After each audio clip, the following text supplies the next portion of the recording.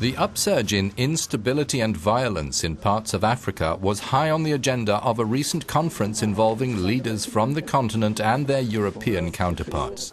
The EU-Africa summit in Brussels dealt with a range of common concerns, but much of the focus was on efforts to end fighting in the Central African Republic.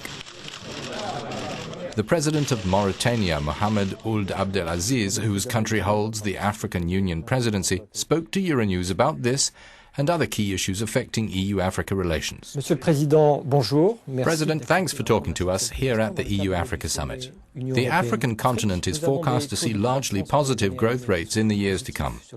Today, the average is around 5%. Should this new economic reality be the basis for a new relationship with the European Union?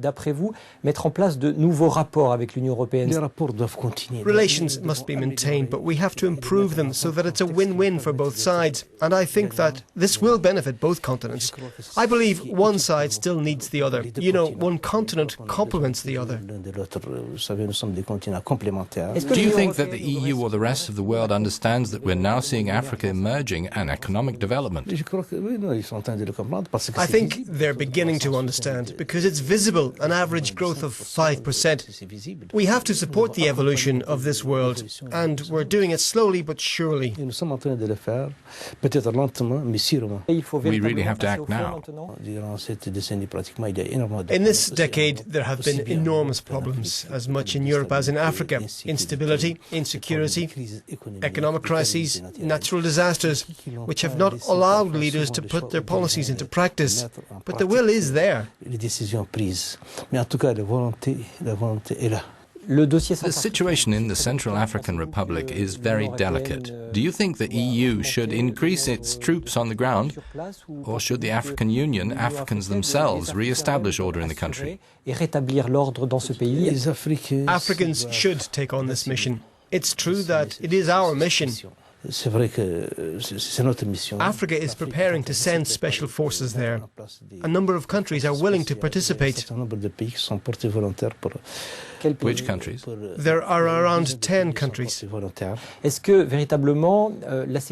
security one of the top priorities for you as President of the African Union and in your dealings with the EU? I think we can't talk about development without talking about security. We can't invest in a region where there is instability. It's true that in the Sahel belt we've seen enormous security problems. It's not just in recent months, it's almost a decade.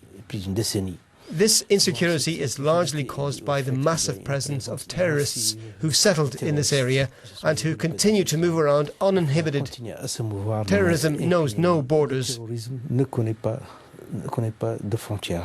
Every year 11 million young people enter the job market in Africa. They don't all find jobs, and very often this problem radicalizes them and pushes them into extremism. All those ingredients push young people towards extremism, towards desolation. It's effectively that. Are you, as African Union President, going to address these issues? I've already addressed them. The best way to prevent young people from falling into terrorism is to ensure that they're not continually excluded from the development of Africa. We've got to get them qualified.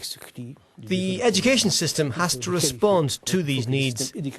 And Africa has huge potential. We export enormous amounts of raw materials, which, processed on the ground, can enable us to create jobs, to develop and profit, and employ young people. The EU has often asked African countries, their leaders, to take on and give good leadership. I think it's not up to the EU to ask Africa to ensure good leadership. I think Africans are aware of that a country can't develop without democracy and good leadership, without also respect for all and integration for all, and we can't develop a country in which some are excluded. I think it's not up to the EU to tell us that. It's a decision we must take ourselves.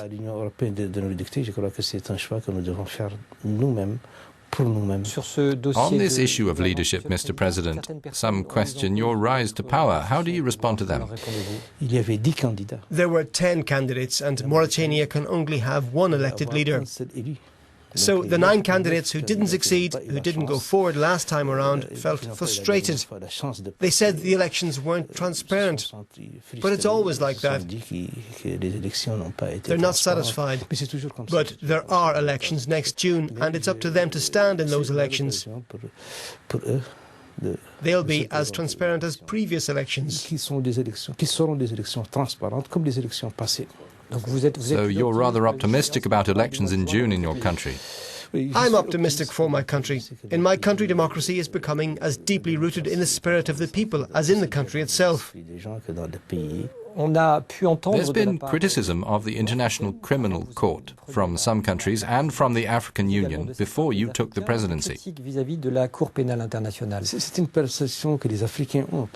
There's a perception that Africans have of the court because most of the people on trial are Africans. That's what makes Africans think it's a court that specializes in judging Africans. We're discussing this problem at the moment. It's desirable, however, that Africans take charge, just as they should do for security. Are you calling for an African criminal court? I'm calling for a court. I don't see why we send our residents to be judged abroad. We can judge them here. We can imprison them here. We can at least do that. We have very competent magistrates who can do it. Will we see an African criminal court? That's my greatest wish. And other African Union countries? Effectively.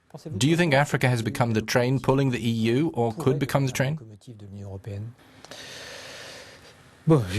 I think so, and wish for it. We have the means and the ambition. I think it's the ambition that really counts. How would you summarize your hopes for the African continent in the coming years? Africa for me, Africa would be prosperous, stable, secure and united. And we'll see that. And contribute to the development of the world and play a role on the world stage and play a role in world politics and security. Je vous remercie d'avoir répondu à ces quelques questions pour Euronews. Merci. Je vous remercie.